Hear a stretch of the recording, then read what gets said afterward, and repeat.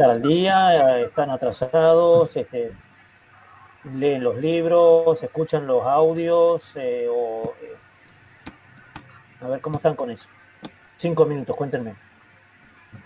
Bueno, yo estuve viendo los videos hasta la parte de los tensores. Ahí ya, bueno, hasta ahí me quedé. O sea, Perfecto, no pude ver, pero todo lo que es el apunte ese de que subió, estuve viendo. perfecto, perfecto. Bueno, muy bien. ¿El resto lo pudo ver? Marcos, ¿hablas vos? ¿Hablo yo? Hola vos. No se peleen, no se Bueno, peleen. ok. Yo estuve viendo hoy el experimento de PR. ¿No? Vi los otros videos, pero como a un nivel de entendimiento, como que me quedé con los primeros videos de... acá están titulados como, bueno, suma de momentos angulares, coeficientes Jordan. Jordan. Sí, bueno, lo de los coeficientes más que nada, pero como lo vimos también en las clases de práctica, es como que le estamos agarrando. Por eso, a nivel de entendimiento, pues que me quedé ahí. Y ahora me surgió una duda con este experimento del EPR, pero aún así no terminé de ver todo, no terminé de leer ni nada. Bueno, muy bien. Bueno, algo es algo. ¿Y Marcos? Yo nada, mirando los videos y repasando la clase pasada y cómo y del apunte llegué hasta la mitad. O sea, era un poco más de lo que vimos la clase pasada. Ajá, Me falta mirar 2 videos, creo, de ese tema de mediciones y observaciones. ajá. O sea que no entraste todavía a ver ese video. Los últimos no. Ok, o sea que está como Macarena, digamos, un poco, ¿no? Según lo que entiendo, Macarena entendió hasta Kev Jordan, digamos. Pero luego, aunque lo vio, no lo entendió. Y vos no lo viste todavía.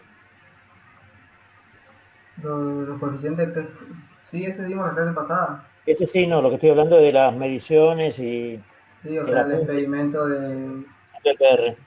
ese y bueno, el tema de los spines cuando, para ver las proyecciones cuando hay un ángulo y todo eso. ¿Eso lo viste? Ahí me quedé. Ahí te quedas. ¿Vos, Macarena, viste los espines y las proyecciones? Sí, sí, eso vi, por Sí. eso me quedé en el experimento. Ok, ok. Bueno, muy bien. ¿Alguna cosa que les parezca de reforzar de lo anterior? ¿Alguna duda que les haya quedado? Yo, ya que están mirando, en esto ustedes son grandes ya, ¿no? La sugerencia para mí es siempre miren los videos, miren, digamos, miren, escuchen los videos por supuesto, una o dos veces, y las cosas que no se entiendan, anotarlas y aprovechar estos momentos para aclarar, para profundizar, para lo que fuera de los videos. O de, a partir de ello, digamos de eso, si ven algún libro, si hay alguna duda que le haya quedado de la clase anterior, de lo que fuera, en ese sentido, ¿no? O sea, yo considero lo siguiente, y es un experimento que estamos haciendo con ustedes también, así como estamos haciendo con la gente de mecánica clásica, dado que está grabado lo del año pasado, y lo pueden ver ustedes cuando sea, la propuesta es que lo vean una vez o dos veces, y que lo que yo les dé ahora sea un complemento, o una profundización, o una ampliación, pero no repetirle lo mismo, digamos, no, yo normalmente no repito porque no acostumbro a hacer las cosas de memoria, ni mucho menos, así que, pero que sea eso, quiero decirles, ¿no?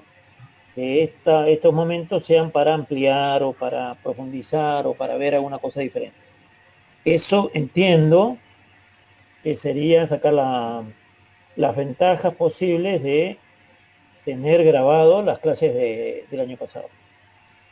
Y podría ser algo que ayude mucho a ustedes, digamos, a entender mejor en la medida que se puede usando la virtualidad.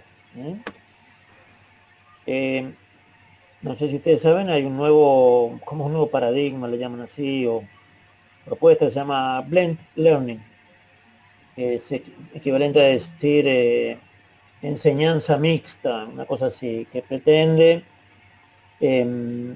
mantenerse a futuro y que sería como aprovechar lo mejor que tiene la virtualidad y lo mejor que tiene la presencialidad en el dictado de las clases.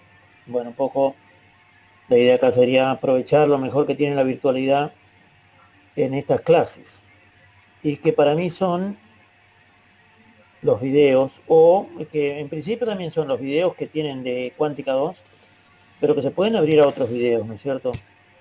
Pero siempre a partir de los de Cuántica 2. Yo le voy a pedir para que no se pongan a escuchar videos o cosas que están dados en otro contexto, a veces son de difusión y le hacen perder tiempo más bien. O sea, si les queda tiempo y sobra, bien, pero no para aprender Cuántica 2.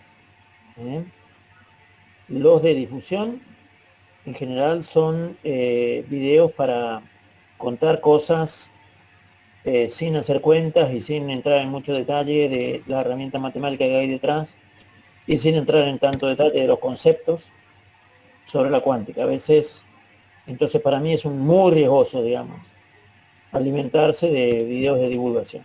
Así que bueno, es una sugerencia para ustedes. Muy bien. Entonces esto se los repetí, creo, se los dije antes, se los digo ahora, se los diré tal vez en la próxima clase. No lo voy a repetir más, pero sí, aunque no lo repita, esto es lo que hay detrás. Salvo que ustedes me digan, y esto en ese sentido, siéntanse libres, me digan, la verdad que no me sirven mucho los videos, la verdad que hay cosas que no me terminan de cerrar y qué sé yo, y me dicen puntualmente esto, aquello, lo otro, y yo lo voy a revisar, lo vamos a revisar y podrá servir para más adelante. Este mismo año también, ¿no es cierto? Pero en eso siéntanse activos, no pasivos, cuestionen, gestionen su propio conocimiento, quiero decir.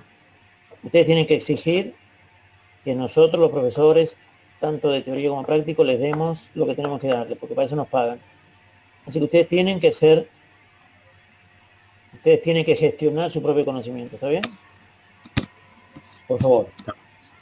Eso creo que lamentablemente no hay mucha costumbre en nuestra región, pero hay que hacerlo. Así que bueno, eso. En la medida en la que ustedes también pidan más se le dará. En esto también es así. Ustedes se conforman con el mínimo y llegamos hasta el mínimo. Es muy difícil que yo me expanda demasiado si no hay de parte de ustedes interés, que puede ser lícito, ¿no? Tampoco ustedes sabrán hasta dónde quieren aprender de esto. Muy bien.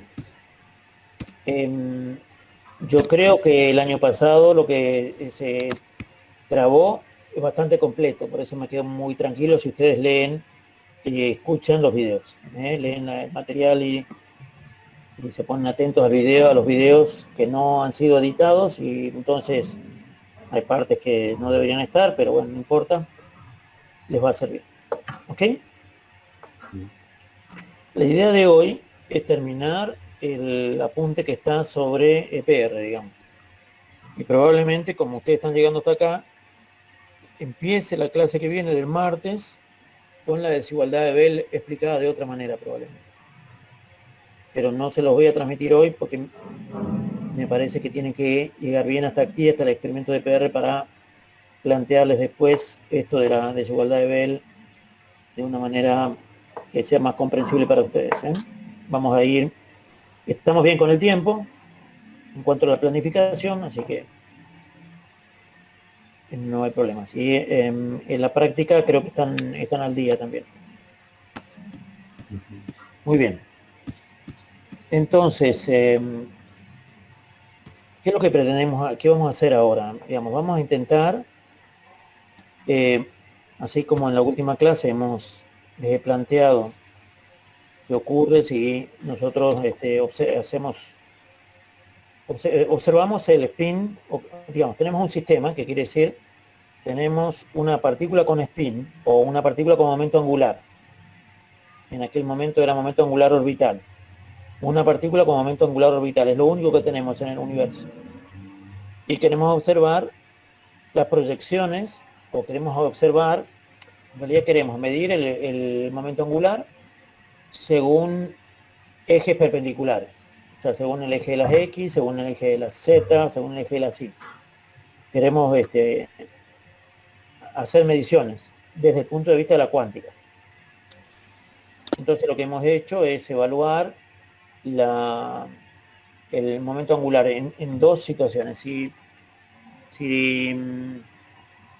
A ver, volveré para atrás, pensando por lo que ustedes han dicho, un poquito para atrás para que quede claro cuál es el concepto de la medición en cuántica. ¿Qué hemos hecho en este caso? Este es el concepto de la medición. Un sistema en cuántica está en un estado. Yo puedo conocer o no el estado en el que se encuentra el sistema.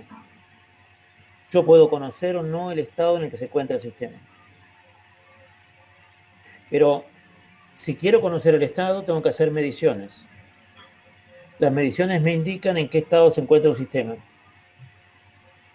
Porque al hacer las mediciones, el sistema queda automáticamente en el estado que corresponde al autovalor que obtengo al medir de las propiedades que mido.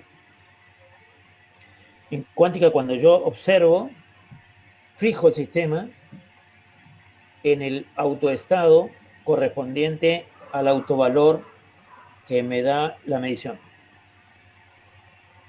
Entonces, en cuántica tengo un sistema que está en un estado, realizo sobre ese estado una medición, obtengo autovalores, no tengo otra cosa. Si yo tengo un número de lo que mido, ese número es un autovalor.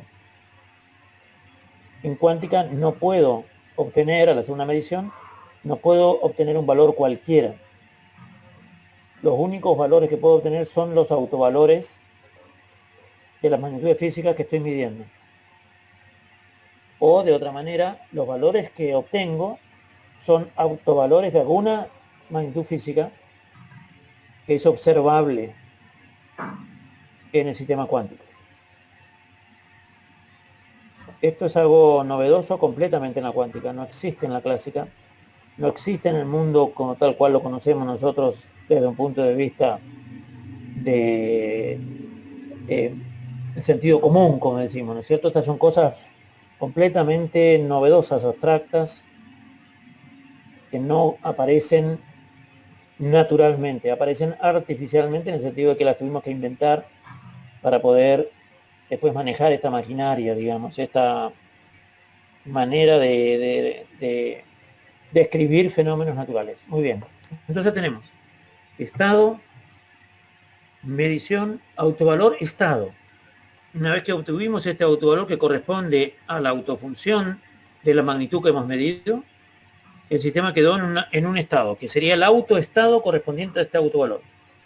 En autoestado correspondiente a autovalor. Quiere decir, yo puedo no conocer el estado inicial del sistema, pero luego conozco el estado en el que quedó y a partir de aquí arranco mi experimento. Por ejemplo, puede ser que yo fabrico lo que fuera, un átomo, un conjunto de átomos, moléculas, que están en algún estado que yo no conozco, pero al hacer una medición y obtener algún resultado, yo estoy haciendo a que el sistema quede en un estado que ahora sí conozco.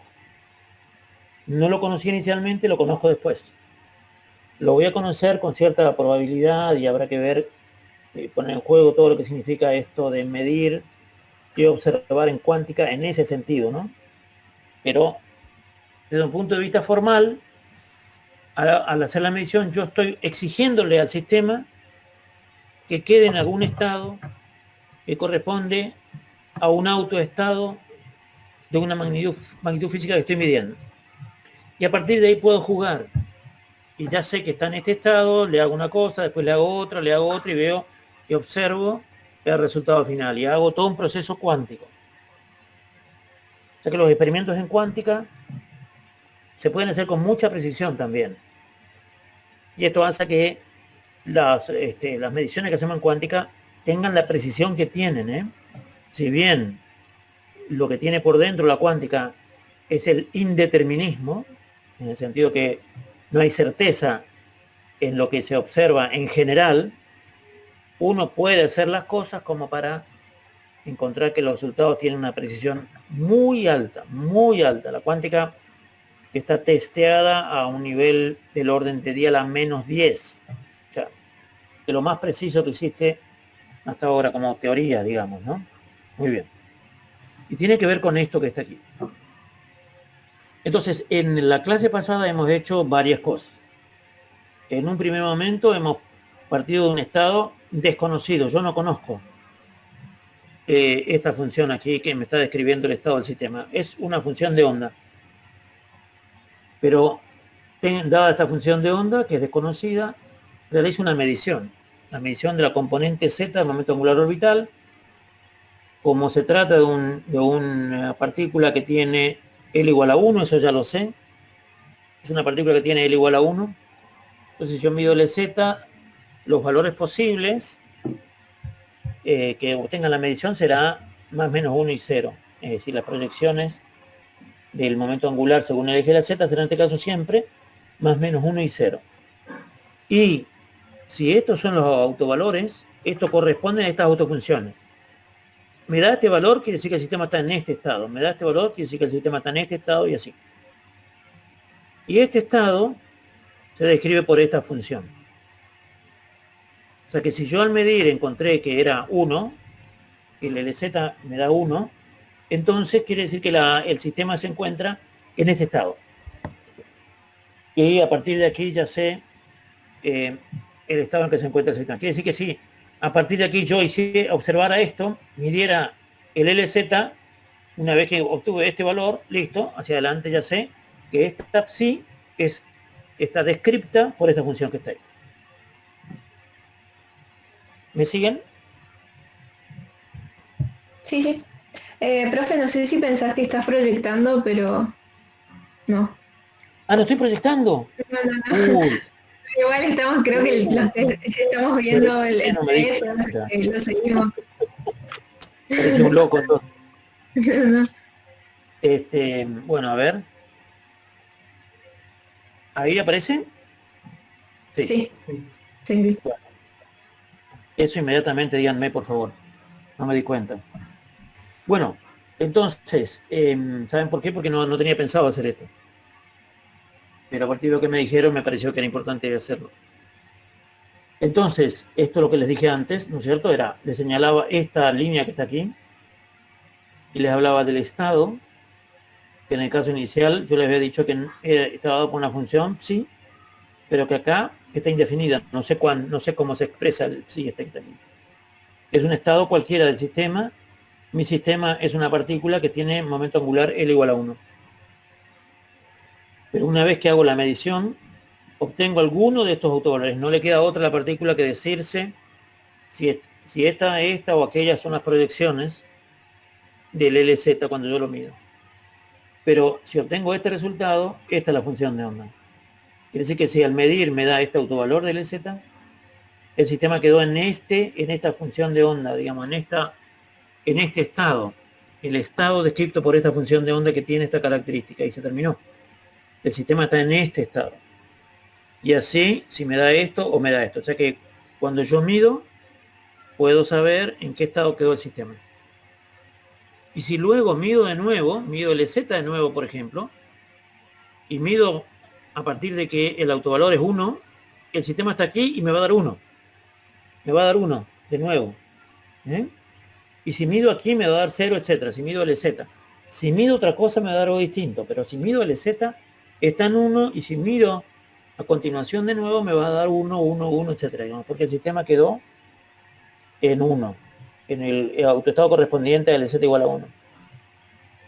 Y lo que me dice la cuántica es que no va a cambiar de estado a menos que haga interactuar el sistema con un ambiente externo que me lo modifique. Pero si no lo modifique y solamente la modificación tiene que ver con la medición, va a quedar en ese estado. Muy bien. Entonces, pero esto es lo general, que ya lo escucharon entonces sin verlo, o a partir del imaginarse lo que estaba haciendo. Muy bien. Pero lo que hicimos en la clase pasada fue partir de aquí, ¿no? Bueno, pero aquí también podemos meternos aquí. Aquí hay otra cosa. Vamos a ver. Uno puede decir que esta función de onda es combinación lineal de estas tres. Esta función de onda es combinación lineal de estas tres. Y entonces será psi, si yo digo que esta psi, en realidad lo voy a poder escribir de esta manera. Entonces voy a poder decir que psi es la suma de C sub 1 por psi sub 1 más C sub 0 por psi sub 0 más psi, o sea, C sub menos 1 por psi sub menos 1. La suma de estas tres por sus coeficientes.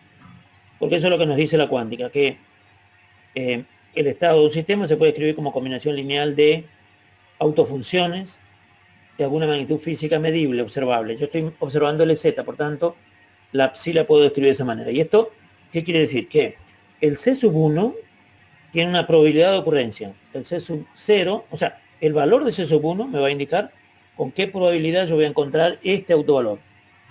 El C sub 0 al cuadrado me va a indicar con qué probabilidad voy a encontrar este valor, y el C sub menos 1 al cuadrado, con qué probabilidad al medir LZ voy a encontrar que vale menos 1. ¿Me explico? Podría ponerlo en términos de otras magnitudes, sí, también, porque si las mido, pero lo que yo quiero decir es que esta función la puedo escribir como combinación lineal de estas funciones que están aquí, y que los coeficientes que van a multiplicar, porque acá es una proporcionalidad, o sea que hay coeficientes, los coeficientes que van a aparecer, el cuadrado de esos coeficientes me va a dar la probabilidad. Los coeficientes están también metidos acá, raíz de 2, etcétera, son parte de los coeficientes. Muy bien. Eso es lo que está puesto aquí, ¿ven? Aquí tengo las tres funciones y aquí supongamos que el único, digamos que esta función fuera z, que esta función fuera esta que está aquí. Entonces lo que yo voy a poder hacer es que a la z la tengo que decomponer en las dos que corresponden, o en las tres en realidad, que corresponden a una proyección, en particular aquí sobre el eje de las x. Si yo después de medir el z y el sistema queda en este z, y luego mido lx, tendré que descomponer esta función en las autofunciones de lx para ver cuáles son las autofunciones posibles y con qué probabilidad el sistema va a quedar en alguno de esos autoestados de lx. Vuelvo para atrás. Esta función de onda está indefinida acá. Pero como mido LZ, y este LZ es un observable en este caso, entonces esta función la voy a poder descomponer en combinación lineal de estas tres, porque cualquiera de estas tres será el estado en el que quedará el sistema luego de la medición. O sea que antes lo puedo describir como combinación lineal de los tres. La proyección más 1, 0 y menos 1. Y esa descomposición va a tener un coeficiente, va a ser C sub 1 por psi 1 más C0 por psi 0 más C menos 1 por psi menos 1. Lo mismo pasa aquí, es lo que le estoy diciendo. Si después del LZ, después de medir LZ, mido LX y solamente pasó esta que está acá, o sea que yo sé que el sistema está en psi 0 de Z, y luego quiero medir, según la dirección X, entonces tendré que descomponer esta Z en combinación lineal de autofunciones de LX. Que es lo que haría acá, ¿no? Esta función, que es Z, la descompongo en 2, porque no puedo descomponer en 3. No hay posibilidad de descomponer Z en X, que sería el tercer autovalor. Los autovalores son 1, menos 1 y 0. Este 0 tiene una función que depende de X. Pero como entró con Z, no puedo tener más X de este lado. Porque no hay manera. Aquí, esta Z está descompuesta en estos dos términos porque sumados me dan Z. Esta función es tal que la suma de estos dos términos me da Z. Si yo le agrego X, no tengo manera de eliminarlo, o de que la suma de todos los términos me dé z, porque apareció el x, que es, en ese caso, imposible de eliminar. Y no tengo otra que ponerlo porque sería autofunción del LX. Entonces por eso no aparece. Quiere decir que el coeficiente C0 es 0 en este caso. El coeficiente C0 es 0. O sea, tenemos la certeza de que no va a haber autofunción de LX con LX igual a 0. Tenemos la certeza. Si pasó con el autovalor LZ igual a 0, no voy a obtener un autovalor de LX igual a 0. Eso es una certeza. Muy bien. Entonces, aquí hago esta función, la descompongo en dos, que son estas que están acá. El C más al cuadrado es la probabilidad de que al medir LX me dé esta autofunción, y el C menos al cuadrado me da la probabilidad de que al medir LX me dé el valor menos 1, o menos h partida, y aquí esta es la autofunción. Entonces es esto lo que tenemos aquí, fíjense. Si ahora el sistema está en un estado Z, si el sistema está en el estado Z, y yo mido LX, los tres autovalores posibles son estos. Estos son los posibles. Pero este tiene probabilidad 0. ¿Por qué? Por esto que está aquí. El C0 es 0, no aparece. Entonces aquí es 0. Y los otros dos están ligados con la raíz de 2. Y el hecho de que la suma de los cuadrados me tiene que dar 1. La suma de los cuadrados de estos dos términos, de los coeficientes, me tiene que dar 1. Entonces, cada uno es un medio. Entonces, si es un medio, tengo el 50% de probabilidad que pase por acá, o que obtenga, perdón, estoy hablando de otra cosa acá, que obtenga al medir LX igual a 1 o menos 1, 50% cada uno. Está ligado con este hecho, que los C valen un medio. Y entonces, hay el 50% que LX valga 1, y quiere decir que hay un 50% de que la función que queda es esta que está acá, ¿correcto? O sea que en este caso, el estado ya es conocido, y hago una segunda medición, y al hacer la medición obtengo autovalores con sus probabilidades y los estados nuevos ahora. Los estados nuevos. Y así sucesivamente. Estado, medición, que me da autovalores y autoestados. Los autoestados son el estado del sistema. Luego, y esto vamos a hacerlo rápido ahora, luego lo que hicimos fue, entendido esto,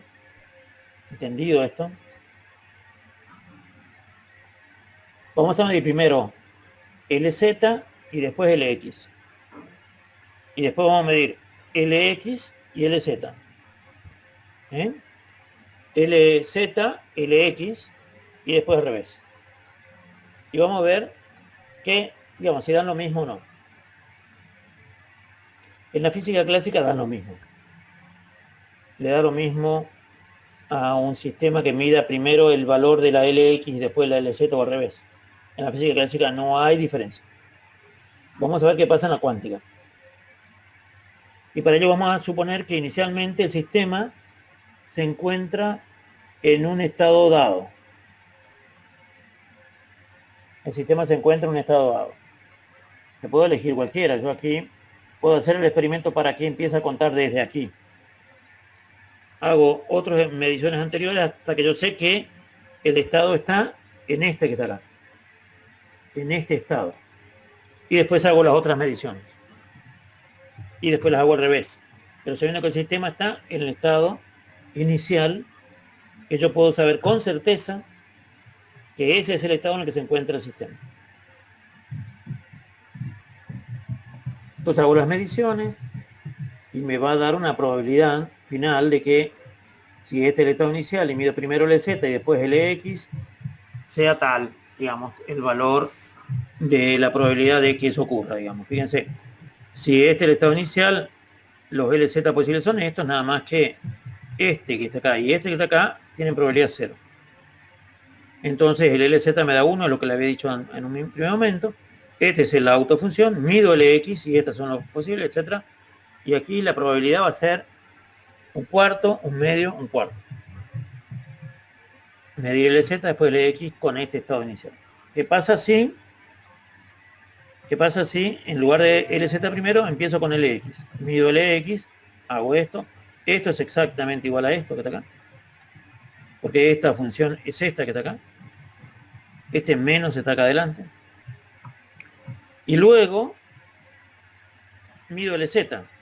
Bueno, si mido LZ siendo este el estado o este, estas son las probabilidades y acá se termina. O sea que la probabilidad final va a ser, por ejemplo, midiendo LX y LZ y que me dé 1, 1, que me dé 1, 1, será un cuarto por un cuarto, que será 1 sobre 16.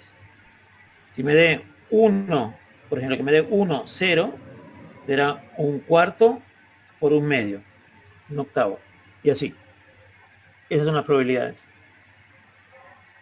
Sin embargo, acá, fíjense, la probabilidad, ya lo sé, que me dé 1, 1, que me dé 1, 1 es un cuarto.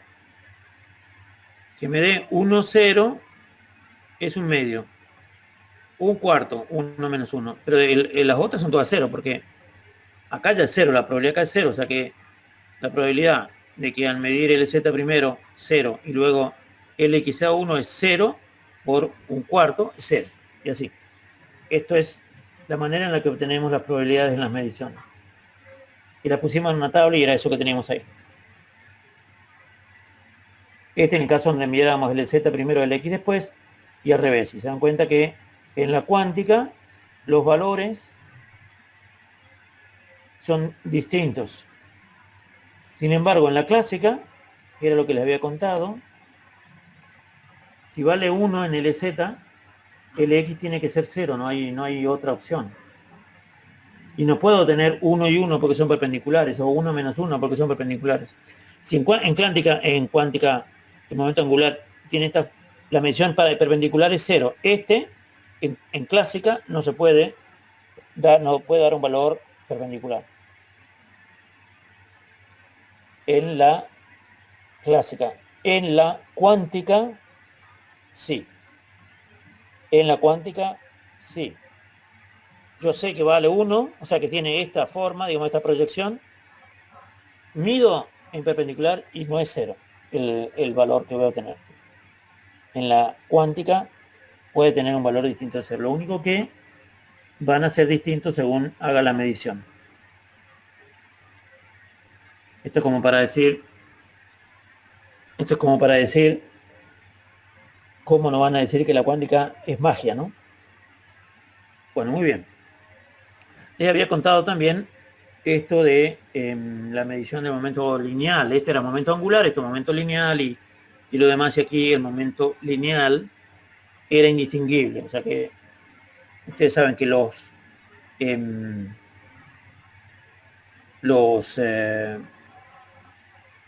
el conmutador, digamos, es decir, las componentes LX, LY, LZ no conmutan entre sí, todas no conmutan entre sí.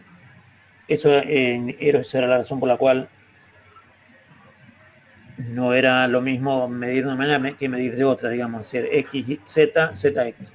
Sin embargo, en el caso del momento lineal, sí, conmutan, estos operadores conmutan entre sí y por tanto puedo obtener valores, los mismos valores midiendo primero X después de Y o al revés, primero Y después de X. Ok, bueno, y después no sé qué otra cosa hicimos. Ahí está.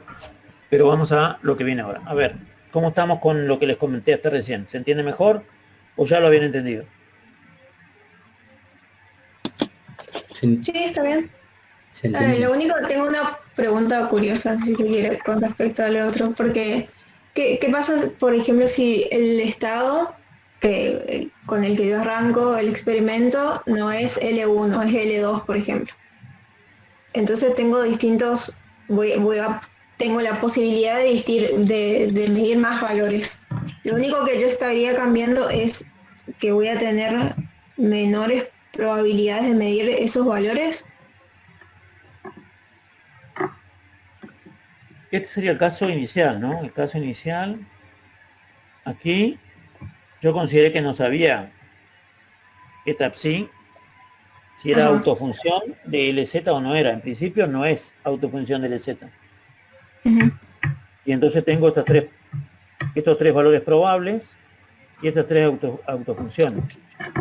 Y yo hago la medición y ahí sí el sistema va a quedar en este, o sea, en este estado, en este o en este. Sí, Lo que pero, perdón, a lo que voy es que lo que sí sabíamos era que arrancábamos con un L igual a 1, ¿verdad? es igual a 1, sí. Claro, ahí, si arranco con otro L, con L igual a 2, y después mido, y mido en LZ, y ahí obtengo entre, bueno, más menos, bueno, M, Dos, más menos 2, más más menos menos 1 1, y y 0. claro, lo que yo voy a estar viendo de diferente, o sea, al medir, voy a ver de diferente que voy a medir otros valores con una menor probabilidad, porque ahora tengo más para Bueno, medir si se quiere. O eso no. Las probabilidades no están dadas por ese motivo, no. sea, Lo ¿qué que estaría sí, viendo yo de diferente? si vos supieras que el sistema que vas a medir es un sistema con L igual a 2, lo que Ajá, vas a obtener son 5 autovalores posibles sí, y sus correspondientes autofunciones. sí. Y cada una de esas autofunciones te va a permitir, cuando haciendo ese desarrollo que conté recién, encontrar Ujú, los coeficientes que ajá. te van a decir con qué probabilidad te va a salir el LZ igual a 2 o el LZ igual a 1, etcétera, digamos. Pero más nada que eso. Ah, está No bien. te o no es que intrínsecamente porque se desdoblan más niveles tenés una probabilidad menor por cada nivel. Esto en este caso, en principio, si acá tenés todas las posibilidades, y o sea, este no está elegido en este que está acá, entonces probablemente sí. Pero no es esa la, o sea, quiero decirte que no es una regla esa, Ah, bien, no es una regla. está. Bien, perfecto. Gracias. Muy bien. Si en algún momento se le ocurre otra cosa, me la consultan. Ahora avanzamos un poco por aquí. Entonces, creo que lo habíamos hablado también en la clase anterior, que también tiene que ver con la cuántica este hecho, ¿no es cierto? Cuando yo observo la proyección del momento angular en una dirección, el autovalor que voy a observar va a ser el que corresponde a los autovalores posibles de esa magnitud física. Es decir, aquí, volvemos para atrás, miren esto. El L, digamos esto es, estamos observando un sistema que tiene L igual a 1. Será una partícula, será un átomo, no me importa. Lo único que yo es que el sistema como un todo tiene L igual a 1, el L es igual a 1, no el LZ, el L, o sea que esto sale es del L cuadrado, ¿no es cierto? Entonces yo mido según Z y las proyecciones son 1, 0 y menos 1. Mido según Y y la proyección 1, 0, menos 1. Mido según X, 1, 0, menos 1, etcétera. O sea, mida como mida, los únicos autovalores posibles son los que son autovalores de esa magnitud física. Y esa es la diferencia fuerte que hay con la clásica. La razón que en la clásica, esto es clásica y esto es cuántica. ¿Con qué probabilidad voy a observar 1, 1 en la cuántica y en la clásica? Acá es 0, porque en la clásica no hay alternativas. Si yo observé que estaba hacia arriba, no puedo observarlo después, que está en un ángulo de 90 grados. Muy bien. Esto lo vamos a ver ahora en estos estados del spin. Cuando nosotros hemos hablado de el spin de un electrón, bueno, Vamos a hacerlo por norma, lo vamos a hacer. Vamos a cortar acá. Estoy mirando la hora. Y lo vamos a retomar a las 1:30. Sebastián, ¿comprendiste un poco esto? ¿Bien? Sí, sí, yo llegué hasta la parte de la desigualdad, el deber, digamos, Sí. y lo que no me quedó bien claro, o sea, que no se cumple la desigualdad porque pensando en términos clásicos, Sí. ¿no? Pero, o sea, pero eso infiere a decir que dos partículas de que están y separadas están y conectadas al final en términos cuánticos. Sí. Eso vamos a ver ahora. Pero lo que quiere decir es eso es lo que se llama entrelazamiento cuántico, entanglement en inglés, entrelazamiento cuántico. Vamos a ver ahora el experimento de PR que aparece ahí, tiene que ver con eso. Bueno, pero avanzamos entonces. Para mejor entender ese experimento, o por lo menos la manera en la que está expresado usando spines, en el año 35 el experimento de Einstein, Podolsky y Rosen, digamos, es un experimento que ha demostrado, digamos, la no localidad de la física cuántica. En ese momento la propuesta fue a partir de usar este momento lineal y posición, pero es más complicado. Entonces uno utiliza partículas o sistemas con spines, y para eso vamos a de alguna manera describir mejor cómo se obtienen, digamos, las probabilidades de medir la proyección del spin en un ángulo cualquiera, dado que inicialmente la partícula pudo haber estado en un ángulo particular. Y eso nos va a permitir entender mejor el experimento del EPR. En cuántica, ustedes ya vieron, ¿no es cierto?, que lo que ocurre es que uno tiene probabilidades, digamos, no tiene certezas, en general no tiene certeza. Tiene probabilidades, y lo que uno encuentra son con qué probabilidad, ¿no? Con qué probabilidad. Entonces, vamos a ver qué pasa en el caso que tenemos una partícula con spin S, y lo que nosotros queremos conocer son los autoestados de este operador S escalar n, que quiere decir la proyección de S en la dirección del versor n. N puede ser cualquiera. Entonces, queremos conocer los autoestados y los autovalores de este operador S escalar n. Es decir, nosotros podríamos tener, como habíamos conversado antes, que el spin está en la dirección z, y luego lo medimos en una dirección cualquiera de ese escalar n. ¿Cuál va a ser la autofunción de este operador? Que me va a indicar entonces el estado en el que va a quedar el sistema cuando yo lo observo según este versor n. ¿Ok? Entonces, buscamos de conocer los autoestados de ese escalar n, que lo vamos a escribir de esta manera. Miren, aquí ponemos el versor n. Es decir que x más menos un medio, el 1 y medio de arriba es simplemente para indicar que estamos hablando de una partícula con spin 1 medio. Y el n es el versor, la dirección, o sea que esto podrá ser, si fuera la dirección z, será z acá. Y vamos a ver si esto se puede, cómo se hace para escribir en términos de la base de los autoestados de SZ, o sea, la base 1, 0 y 0, 1. ¿Cómo escribir esto en términos de esta base? Esto es lo que vamos a hacer.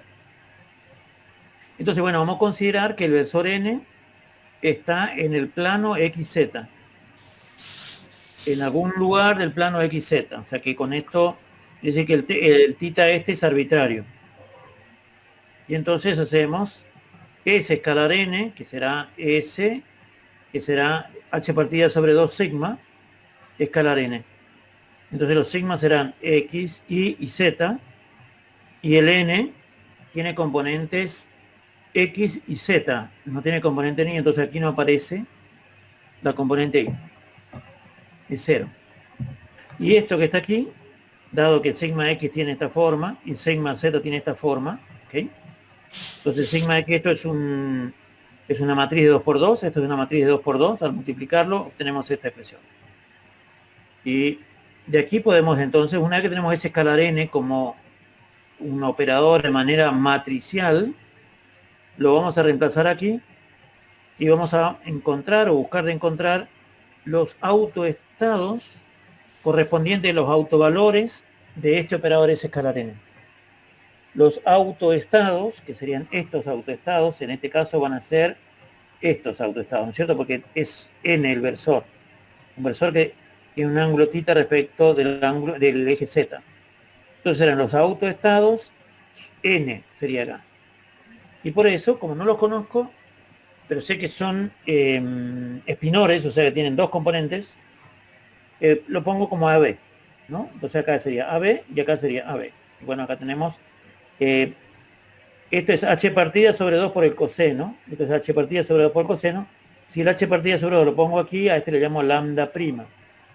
Entonces será 2 sobre h prima lambda. Bueno, 2 sobre h prima lambda. Y entonces resuelvo esta ecuación de autovalores sencilla, y a lo que llego es que lambda prima va a ser el seno cuadrado más el coseno cuadrado del mismo ángulo. Eso siempre 1, por tanto lambda prima cuadrado vale 1, o sea que lambda prima vale más menos 1.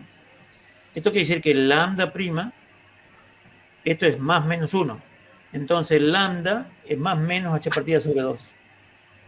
El lambda será más menos h partida sobre 2. Quiere decir que si yo mido, aquí, si yo mido, yo tenía el espino hacia arriba, pero lo mido después, según un ángulo θ, los autovalores que voy a obtener son más menos h partida sobre 2. Y acá θ es cualquiera. Θ es cualquiera. Quiere decir que independientemente del ángulo respecto del cual lo mide, los autovalores posibles de la proyección del S siempre va a ser h partida sobre 2, más menos h partida sobre 2. Refuerza lo que estuve contando recién en ese sentido. Los autovalores en la cuántica están cuantizados y valen lo mismo, por eso se llaman cuantos. El quantum en la cuántica tiene que ver con ese hecho, que uno mide un número completo, nunca mide una fracción de. No mide la fracción de energía, la fracción de, sino que es un quantum, es una cantidad total, completa, no está fragmentada. Entonces, muy bien, si lambda prima 1 puede valer más menos 1, cuando vale 1 lo reemplazamos, ponemos así, la autofunción será A más, B más. Y entonces esta es la ecuación, y haciendo el juego, digamos, tenemos estas, de aquí podemos sacar dos ecuaciones, y luego, a partir del hecho de que A más al cuadrado más B más al cuadrado nos va a permitir encontrar que A más y B más son coseno y seno de θ sobre 2, no de θ sino de θ sobre 2. Acá hay que tener presente que A más al cuadrado, aquí hay que agregar algo más, A más al cuadrado más B más al cuadrado tiene que ser igual a 1. Entonces estos son los parámetros, digamos, de A y B. Entonces este es el espinor. El espinor se escribe como coseno θ sobre 2, seno θ sobre 2. Y después, de la misma manera, se puede obtener el espinor para la proyección de menos un medio. Y lo que da es menos y más, O sea que es el inverso de este, nada más que aquí aparece el signo menos en lugar de este más. O sea, le da vuelta aquí. Es como el equivalente a tener 1, 0, 0, 1. Este sería, si este fuera el Z, el θ vale 0. Entonces acá tenemos 1, 0. Y acá tenemos 0, 1. Pero aquí aparece este signo que en principio es un factor de fase y no incluye nada de lo que estábamos por encontrar. Muy bien. Entonces, A partir de ahí nos podemos preguntar sobre la probabilidad de que encontremos un valor más h partida sobre 2 al medir en la dirección n, del versor n, el spin de una partícula, dado que su estado inicial era spin para arriba en la dirección z. Su estado inicial es este, chi más un medio en la dirección z, ¿no? Lo que les decía recién, chi más un medio en la dirección z. Esto sería 1, 0. Inicialmente estaba en esa dirección, luego lo medimos en una dirección que está, inicialmente estaba en esa dirección, luego lo medimos en una dirección que está un ángulo θ respecto de eso. Pero acá también lo medimos hacia arriba, spin para arriba. Si medimos separa spin para arriba, entonces tenemos que ensanguichar el Bray y el Ket, el original y el final, y le vamos al cuadrado. Eso es lo que nos da la probabilidad. Entonces, ese producto es coseno cuadrado. El producto se detecta acá, y le va al cuadrado, y esto nos da el coseno cuadrado de θ. O sea que esa probabilidad es el coseno cuadrado de θ.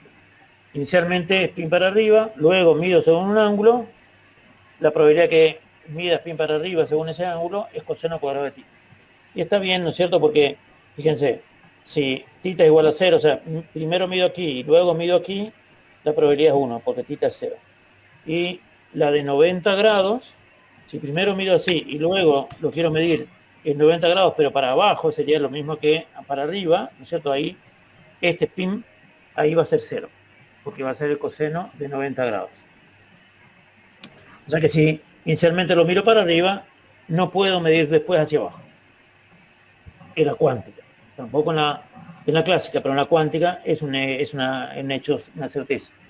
Ok. ¿Se entiende, no? Sí. Muy bien. No es lo mismo que si tengo spin para arriba y luego lo mido spin para abajo. Un ángulo θ, pero en lugar de spin para arriba, spin para abajo. Si mido spin para abajo, lo que tengo que multiplicar aquí no es este vector, sino seno menos seno de θ sobre 2 y acá coseno de θ sobre 2. Y eso me va a dar el seno cuadrado de θ sobre 2 ahí. Entonces la probabilidad va a ser opuesta, porque claro, si primero mido así y luego quiero medir spin para abajo, aunque sea 0 grados, pero para spin para abajo, la probabilidad es 0. ¿No es cierto? Primero mido así y luego quiero medir spin para arriba, la probabilidad es 1. Pero si primero mido así y luego spin para abajo, la probabilidad tiene que ser 0. Porque la spin está para arriba. Y eso es lo que me da la teoría, porque acá, en ese caso, va a ser el seno cuadrado, en lugar del coseno cuadrado de θ sobre 2. Muy bien. Vamos a ver qué pasa entonces con esto de los estados rotados del spin. ¿Y cómo hacemos para medir? Bueno, una cosa era lo que yo había hecho antes de rotar el spin. Ahora lo que hago es roto el campo, digamos. El campo que estaba así, en el experimento Stenger-Lach, lo puedo poner según un ángulo en el plano XZ. Si eso es así, el B va a tener componentes X en Y, etcétera. Va a ser muy parecido a lo que hemos hecho antes. Y entonces la autofunción del spin para arriba va a ser coseno seno y la autofunción del spin para abajo es menos senos coseno. Es lo mismo que hicimos antes, nada más que esta vez lo hacemos a partir de considerar un campo en el plano XZ. Muy bien. Entonces ahora vamos a ver qué pasa si rotamos, digamos. Supongamos que tenemos B que B en lugar de estar en un ángulo θ, el ángulo es pi sobre 2. El ángulo θ es pi sobre 2. Si el ángulo es pi sobre 2, este es la expresión de chi1. Este chi que está aquí, con spin para arriba, va a ser coseno de pi sobre 2, seno de pi sobre 2. Los dos son iguales, valen 1 sobre la raíz de 2. ¿No es cierto? Si esto es coseno de pi sobre 4 y este es el seno de pi sobre 4, son iguales a 1 sobre raíz de 2, entonces nos queda esta expresión que está aquí. Y esto se puede expresar como esta suma. ¿no? Que este sería el 1, 0 y este sería el 0, 1. Es decir, que este chi1, cuando lo rotamos a 90 grados acá, este vector se va a escribir como la suma de estos dos términos. Y lo mismo el chi2 va a ser la resta. En lugar de este va a ser este que está acá por este signo menos que aparece. Entonces, ¿eso qué quiere decir? Quiere decir que en general, lo que yo voy a poder escribir, cuando el B está en un ángulo cualquiera, va a ser chi1 con spin para arriba, va a ser el coseno de tita sobre 2 por chi para arriba, más el seno de tita sobre 2 por el chi para abajo. Y lo mismo el chi con el spin para abajo. O sea que yo puedo expresar las autofunciones en el sistema rotado en términos del sistema sin rotar. Este sistema no rotado, este sistema rotado. Y volvemos a encontrar que la probabilidad de observar el spin hacia arriba, que era el chi1 hacia arriba, lo que vimos antes, un ángulo tita, etcétera, cuando la inicial era a spin para arriba, tiene que ver con este sándwich al cuadrado. Ese sándwich al cuadrado será, a ver, lo multiplico al chi1 por el chi para arriba, o sea que sería este por este que está acá, con los dos hacia arriba, y después será este con este y el otro hacia arriba, ¿no? Porque acá tengo el hacia arriba. Háganlo a esto, y esto es todo al cuadrado. En realidad este paréntesis con este paréntesis al cuadrado. Este término 0. Entonces me queda solamente este, como está al cuadrado, me queda coseno al cuadrado de tita sobre 2. O sea, es una manera equivalente de hacer lo que habíamos hecho antes. Y lo mismo cuando hablamos del spin para abajo. Muy bien. Quiere decir entonces que encontramos la manera de encontrar la probabilidad de cuánto va a valer si yo, por ejemplo, tengo este sistema, supongamos que sea el eje del Z y este es el eje de las X, y yo roto un ángulo, otro ángulo, otro ángulo. ¿Cómo confrontar la probabilidad de observarlo aquí respecto de la que tendría observándolo aquí? Si esto fuera 60, 120, 180 o lo que fuera, digamos. Esto podría ser un ángulo cualquiera, etcétera. Pero en particular, si este fuera 60, el valor, en ese caso, spin para arriba, inicial, spin para arriba, cuando es 60, si este es 60, será 60 sobre 2, o sea, coseno de 30. Y esto me va a dar 3/4. O sea que si el ángulo es 60 es 3/4, si el ángulo es 120 es 1/4, si el ángulo es 180 es 0. O sea que me permite a mí sacar la probabilidad de que voy a observar el spin según un ángulo cualquiera respecto del que tenía originalmente.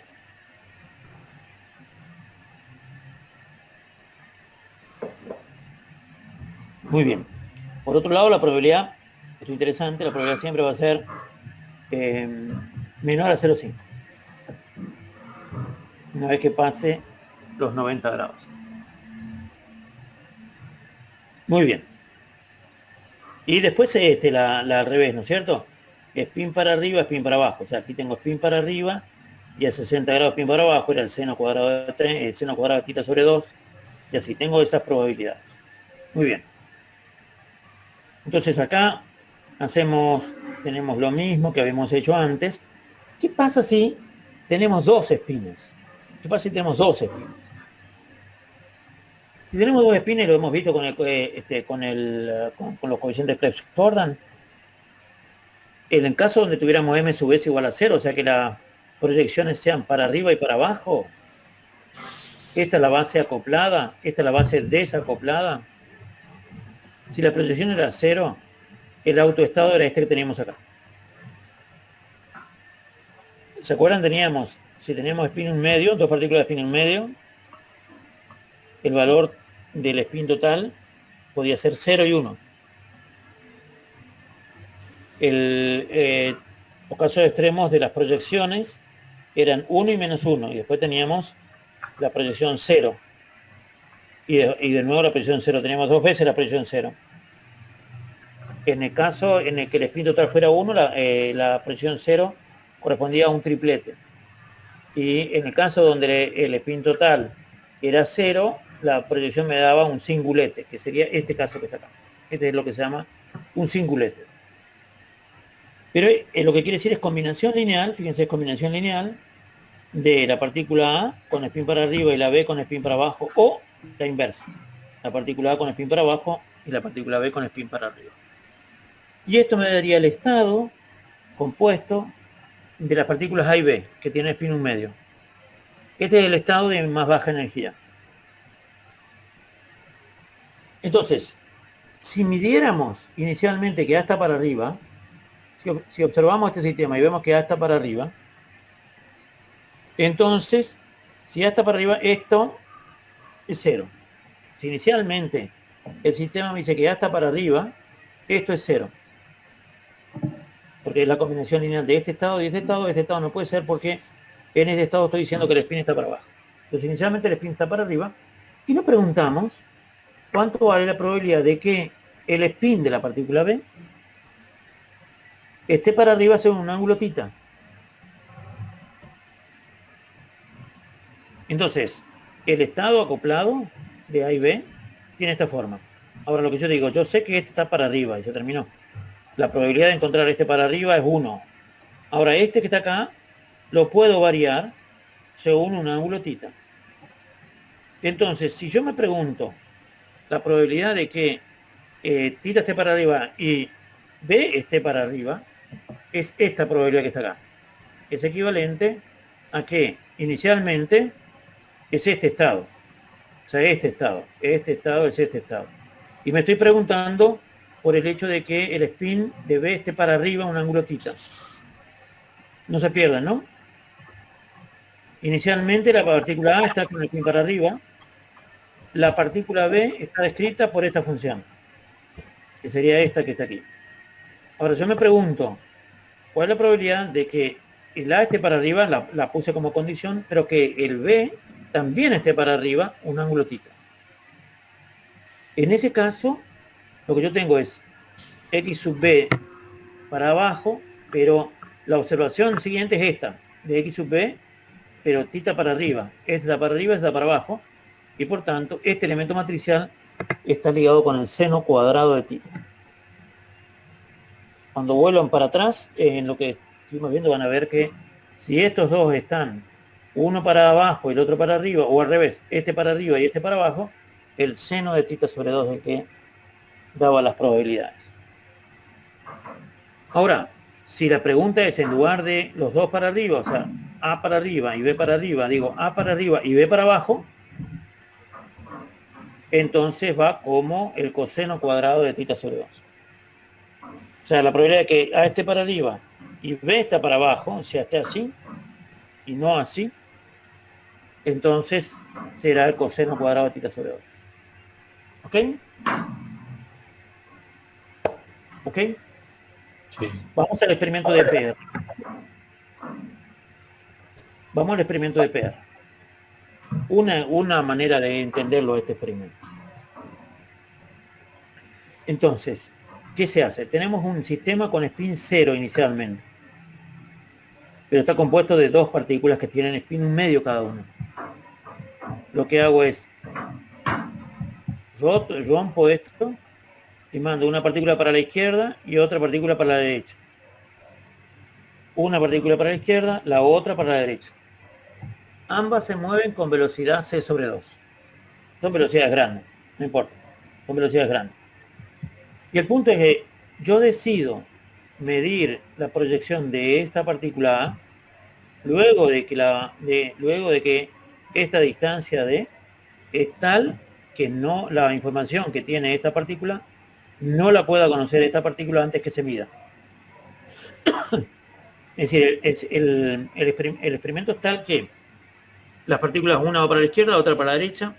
Cuando se toma la decisión sobre en qué ángulo medir, la proyección del spin de esta o de esta, la distancia que tienen ambas partículas es tal que al tomar la decisión, la partícula, y se produjera alguna información allí, esa información no le puede llegar a esta partícula antes que se haga la observación del otro lado.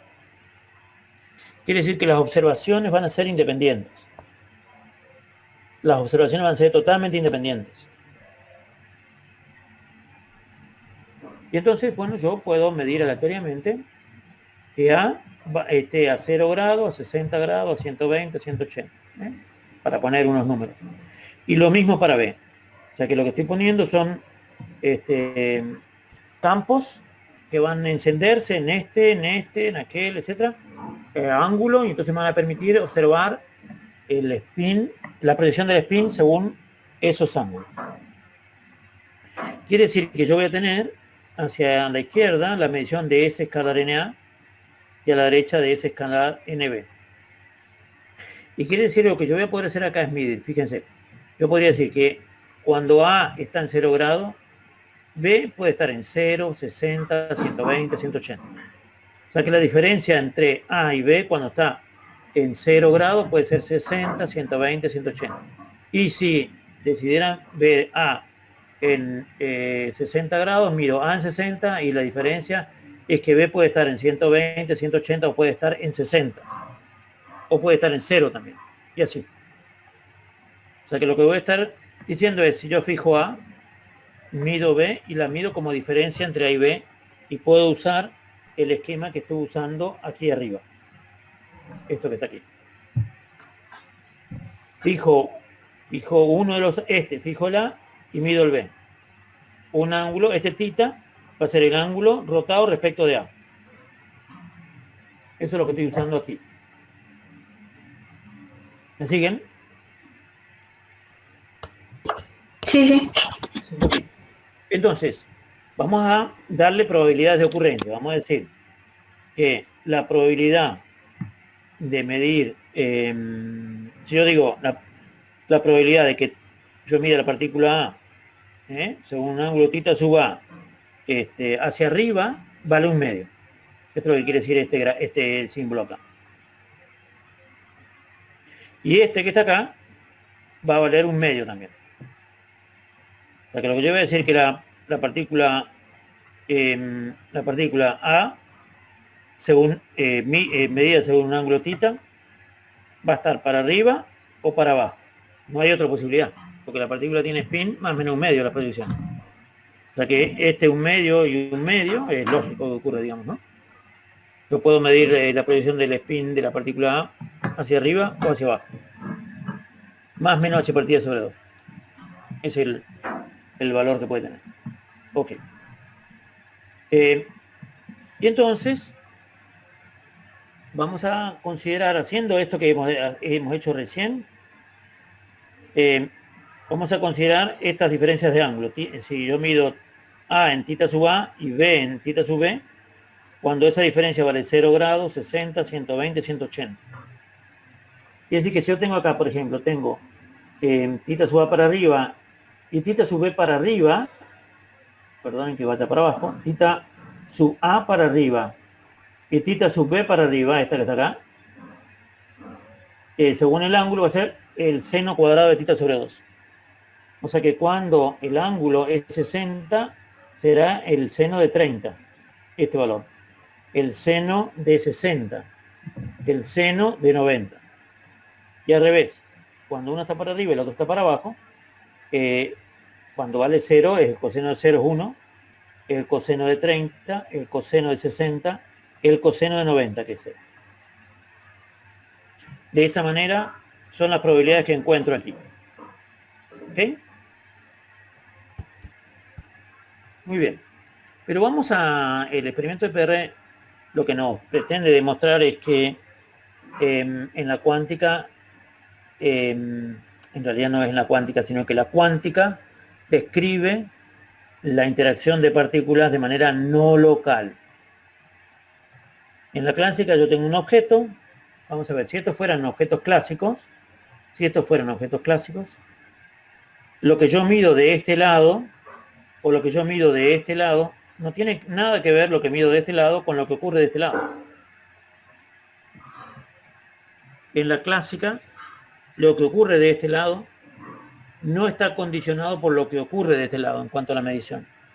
Porque en la clásica, la magnitud o el valor de las magnitudes físicas observables es intrínseco a las magnitudes físicas en sí.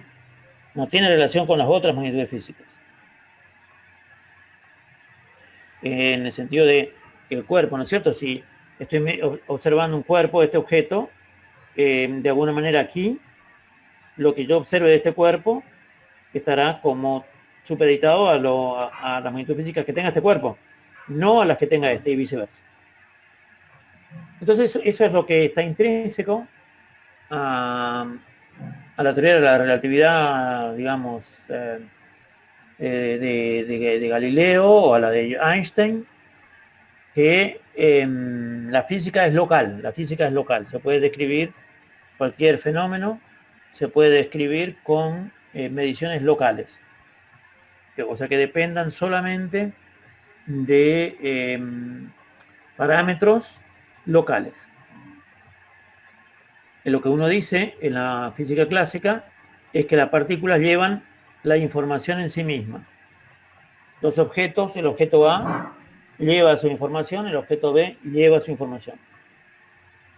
Como el spin total acá es cero, el spin este es cero, si esta partícula, clásicamente, si esta partícula tiene spin para arriba, esta partícula tiene que tener spin para abajo. Si esta partícula tiene spin para arriba 60 grados, esta partícula tiene que tener spin para abajo 60 grados, y así. Porque el spin total es cero y esto se conserva. Como no hay interacción con nada aquí, el spin total del sistema se conserva en todo momento.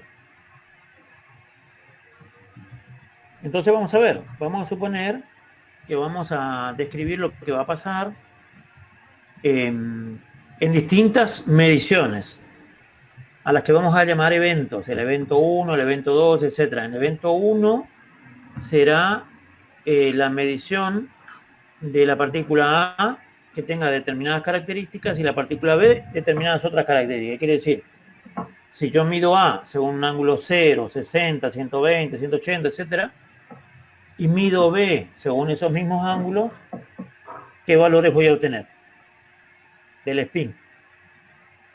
Voy a considerar solamente a la partícula A con 0, 60 y 120. O sea que la partícula A voy a medirla 0, 60 y 120. Esta no la voy a considerar ninguna otra. Solo las mediciones para A voy a hacer 0, 60 y 120.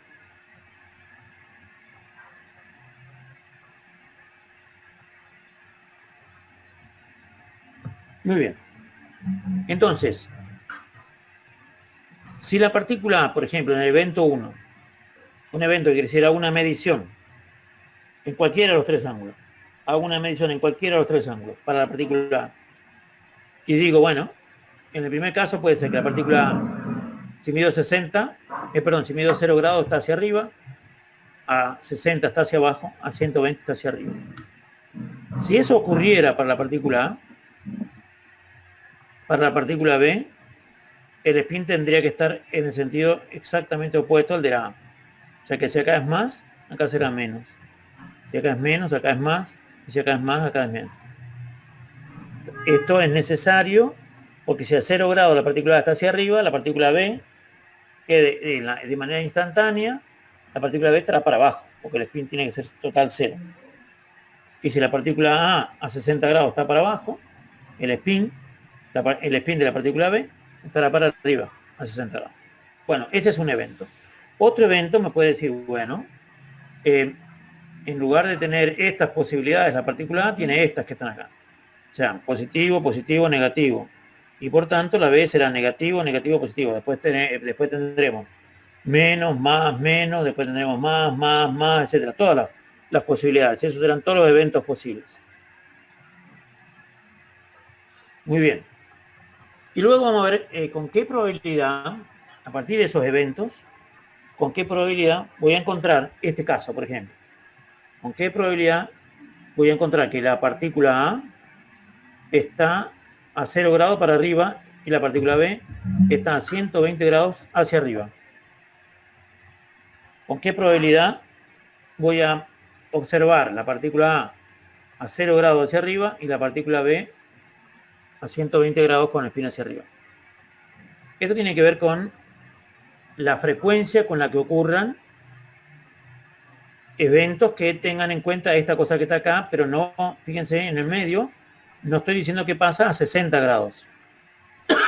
Pero esto es perfectamente factible de hacer. Entonces, los eventos que van a tener esta característica, o sea, los eventos de aquí, que van a tener esta característica, o sea, donde están fijados estos dos, pero este está variable, están fijados los extremos, pero 60 grados está variable, van a ser aquellos que tengan esta frecuencia, o sea, la partícula A va a estar a 0 grados hacia arriba y la partícula B va a estar a 120 grados hacia arriba. Esta es la partícula B, 120 grados hacia arriba. Pero si la partícula A a 0 grados está hacia arriba, la B está a 0 grados hacia abajo. Si la partícula B está a 120 grados hacia arriba, la partícula A está a 120 grados hacia abajo. Y en el medio esto puede ser cualquier valor. Lo único que si este es positivo, este es negativo. Si este es negativo, este es positivo. Entonces la frecuencia de los eventos van a ser esto. Va a ser la frecuencia de todos los eventos donde se cumpla esta relación y la frecuencia de todos los elementos donde se cumpla esta relación. Quiere decir que acá yo tengo siempre más, ¿ven? Más y más. Y acá siempre menos y menos. Acá siempre menos, menos y acá más y más. Pero en el medio, este puede variar. Bueno, si acá es más, acá es menos. Y si acá es menos, el otro es más. Esta es la probabilidad de esta ocurrencia. Puedo pensar la probabilidad de otra ocurrencia, o las tres, digamos, si quieren. O sea, 0, 120, 60, 120, 0, 60. En el caso de 60, 120 hago exactamente lo mismo que tengo acá arriba y me va a dar estas dos frecuencias. Y en el caso de ese 0, 60, hago lo mismo que tengo acá arriba y me va a dar estas dos frecuencias. Está claro que la frecuencia de ocurrencia de estos eventos van a ser mayores o iguales que 0. Porque ahí son eventos posibles. O sea, puede que no ocurra nunca o puede que ocurra alguna vez y por tanto será mayor que 0. La frecuencia, estas dos son mayores que 0 y estas dos también son mayores que 0. Pero entonces, a partir de lo que yo tengo aquí, a partir de estas expresiones que tengo aquí, que están construidas usando la física clásica, lo que yo he hecho es describir esto como si las partículas llevaran información en sí mismas. Como si las partículas llevaran información en sí mismas. Si yo considero la probabilidad de que esté en 0, 60, y acá fuera, o sea, estas probabilidades, ¿no? 60, 120, este más este más este, lo relaciono después con este. Estas probabilidades sumadas, ¿cómo se relacionan con esto? Y esto va a ocurrir como este mayor que 0 y este mayor que 0. Este más este es igual a este más este. Esta frecuencia más esta frecuencia es lo mismo que esta más este. ¿Okay? O sea que este más este va a ser este más este, o sea, estas dos, o sea, esto, más este término, más este término que voy a tener aquí. Por tanto, la suma de estos dos van a ser mayores que esto. La suma de la probabilidad de que la partícula A esté hacia arriba en 60 grados y hacia arriba en 120, más la probabilidad de que la partícula A esté hacia arriba en 0 grados y la B hacia arriba en 60, la suma de estas dos probabilidades va a ser mayor que esta probabilidad.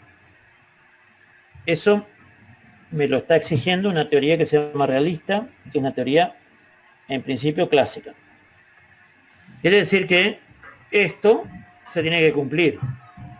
Yo hago experimentos y veo, haciendo experimentos que yo estuve contando recién, y veo si se cumple esta desigualdad. que es la que esa desigualdad se llama la desigualdad de Bell. Desigualdad de Bell. O sea, la desigualdad en las probabilidades de ocurrencia de eventos que se dan cuando los considero desde un punto de vista de localidad o de eventos que sean, como se llaman, realistas. Si estoy considerando que los eventos están definidos de manera local. Lo que le ocurre a A es independiente que lo que le ocurre a B, aunque está fijado de antemano. Porque cada partícula lleva la información en sí misma. Si esta lleva una información de spin para arriba, esta lleva la información de spin para abajo, porque la suma de las dos, al salir, daba 0. Si esta 60 grados lleva una información de spin para arriba, esta lleva la información de spin para abajo, 60 grados, y así. Es lo que se llama una teoría realista o local. Y esto se tiene que cumplir porque es la desigualdad de Bell. Si lo hacemos, si utilizamos las probabilidades que hemos encontrado antes, vamos a ver que si A tiene estas 60 grados y B está a 60 grados de A, los dos hacia arriba, este era el seno de 30, un cuarto. Es el coseno. No, perdón, es el seno, ¿no? Este es el seno, este es el seno y este es el seno. Porque eran, vamos a volver, las dos hacia arriba. Estas son las dos hacia arriba. La probabilidad era seno. Este ángulo θ es el ángulo de este B respecto de este A. Este ángulo θ es el ángulo entre este B y este A. Seno cuadrado de θ sobre 2. Y es lo que estamos viendo acá. La diferencia entre los dos ángulos, cuando es 60, etc. Si los dos están para arriba, es el seno. Si los dos están, uno para arriba y otro para abajo, este es el coseno. Es lo que está puesto acá. Exactamente, acá están el XB para arriba, ¿ven? O sea que el XB para arriba, que es este, que es el seno. Y el XB para abajo, que es el coseno. XB para arriba, XB, siendo que la A están los dos para arriba. Muy bien. Entonces acá tenemos el seno. Este da un cuarto, este da un cuarto. Y este da 3/4. Quiere decir que no se cumple esta desigualdad. Y entonces hay algo que no funciona. Porque experimentalmente se observa esto, experimentalmente se observa. Esto lo ha hecho un experimento Aspect en el año 82, usando fotones. O sea que esto no es un hecho teórico, es un hecho confirmado por los experimentos. Vamos a ver qué pasa con la cuántica. Y usando la cuántica es aplicar lo que hemos estado contando recién, esto ustedes lo tienen, y vamos a ver que la probabilidad, qué sé yo, va con el seno cuadrado, y entonces haciendo todos los ángulos como lo hemos hecho, la teoría cuántica indica de que esto se cumple. Esta desigualdad de Bell no se cumple, es decir, no se cumple la desigualdad de Bell, que quiere decir la física que hay involucrada en este experimento es una física no local. Es una física no local. Y por tanto, la cuántica, que es la que explica el experimento, es una física no local. Y la cuántica con esto confirma ser una teoría no local. Y esto trae tremendos problemas. Porque que sea no local quiere decir que en la medición de una magnitud física que se dé en algún lugar del universo, cualquiera sea, puede influir la medición de una magnitud física que esté relacionada de cierta manera con esta que se mide en cualquier lugar del universo, de una manera particular. No es independiente lo que le pasa a A de lo que le pasa a B.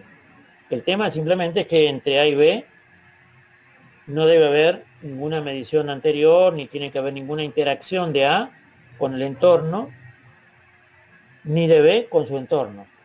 La interacción de A con su entorno es a través de la medición, y la interacción de B con su entorno es a través de la medición. Pero no hay otro tipo de interacción con el entorno. Si hubiera interacción con el entorno, no podríamos hablar de entrelazamiento.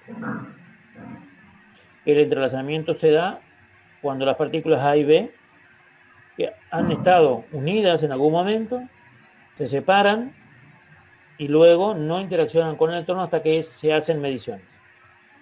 O sea que el entrelazamiento, para ser observable, requiere ese hecho, digamos. Por eso en la vida común, digamos, el entrelazamiento no se observa, porque las partículas, los objetos, están interactuando con el entorno permanentemente. Pero en la cuántica, más fundamental, que es la que hablamos de partículas elementales y todo demás, el entrelazamiento es una realidad que nos indica que la física es una física no local. Y eso trae tremendas consecuencias. Trae, en cuanto a filosofía y demás, muchos cambios, digamos. Y esto hace que Einstein planteara que la cuántica no era completa, y tremenda cantidad de discusiones. Hoy día el entrelazamiento es aceptado por la absoluta mayoría de los físicos del mundo, y por eso a mí me parece sumamente importante que tengan idea en este curso sobre lo que es el entrelazamiento cuántico. Muy bien. Después uno puede expresar estas funciones de A y B de una manera particular, que luego vamos a ver en la clase que viene, que se llaman estados de Bell. Estados de Bell que son los que tienen en sí mismos, de alguna manera, expresado el entrelazamiento. Y esto uno puede construir estados de Bell a partir de los cuales se observen el entrelazamiento. Pero el concepto como tal es esto que les estuve contando hasta recién. Bueno.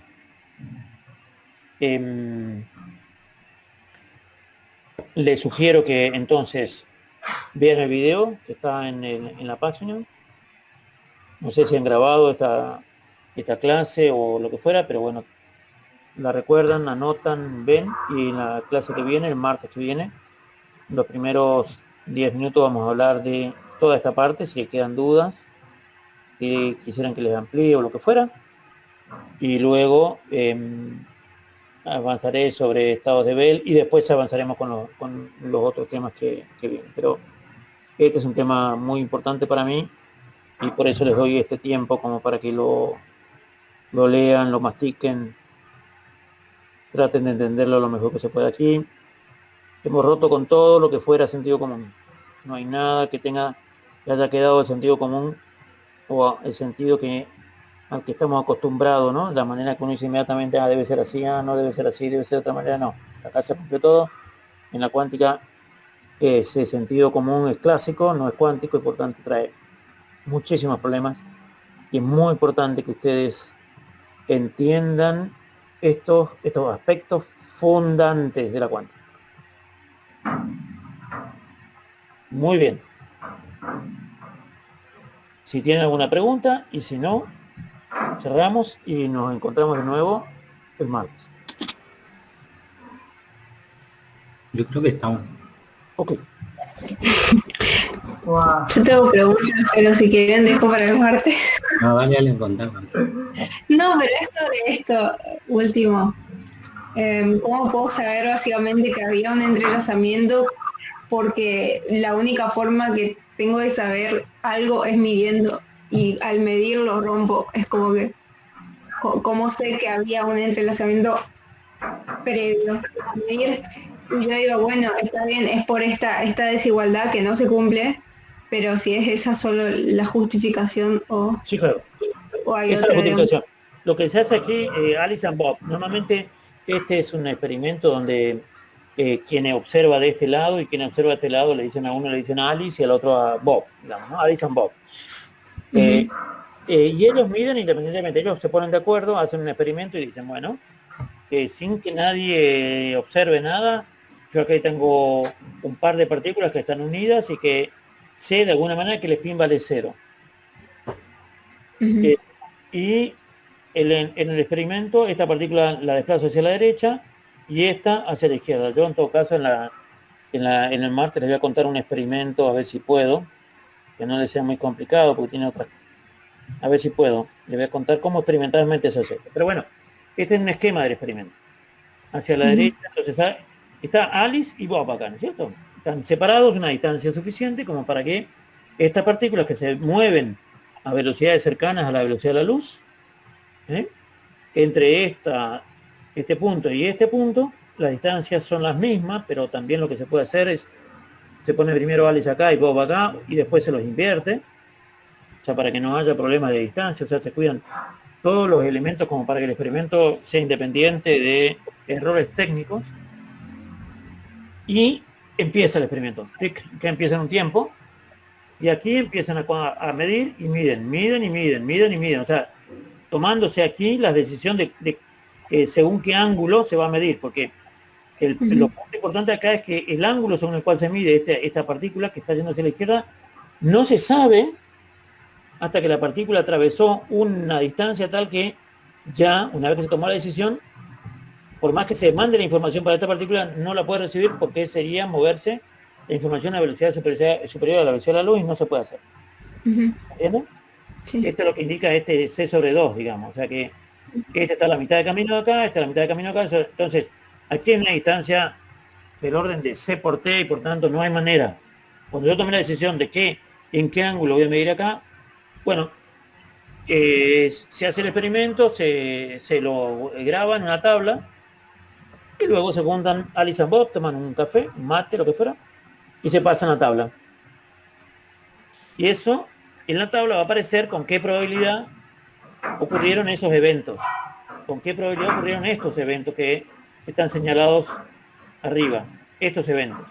Con qué probabilidad ocurrieron. Y verán que las probabilidades responden a la cuántica. O sea que cuando Alice miró que suponte a 60 y Bob midió a 120, la probabilidad en los dos casos fue un cuarto. O cuando fue a 60 y 120, o cuando fue a 0 y 60, o sea que la distancia entre ambos fuera 60. Y lo mismo 120, y lo mismo 180, etc. O sea, cuando Alice midió, es decir, ¿qué quiere decir? Los eventos que indican que Alice midió a 0 y Bob midió a 180. No son muchos, pero hay una frecuencia. Van sacando la frecuencia de ocurrencia y eso va dando las probabilidades según el número total de eventos. Claro, sí. Y entonces, estos son los valores que se obtienen. Esos son los valores. O sea que experimentalmente no hay manera de que Alice y Bob sepan que están entrelazados. Saben que están entrelazados porque le da algo que no tiene que darles, digamos, si no estuvieran entrelazados. Bien. Muy bien. Okay, entonces, gracias. Bueno, la respuesta es porque es así.